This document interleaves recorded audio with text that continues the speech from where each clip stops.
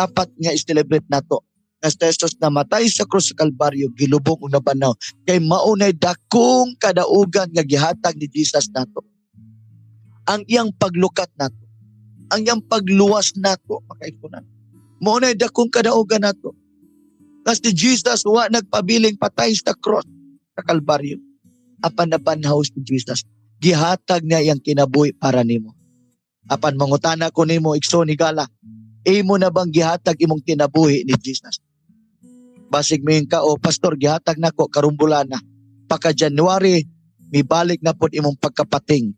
Pagka January, mibalik na pod imong pagkapalahubog. Pagka January, mibalik na pod ang imong pagkaadik-adik.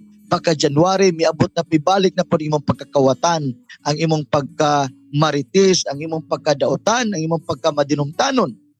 Makaigsunan, mabuutan ng leka kay simbang gabi karon sa jam kadlaw ba na.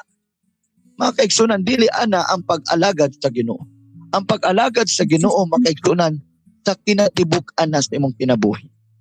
Sa panahon nga nakaila ka ni Jesus, nga imo na ning nailhan kinsa ni nga bata, pagbaton sa seryosong pagpanugyan sa kinabuhi.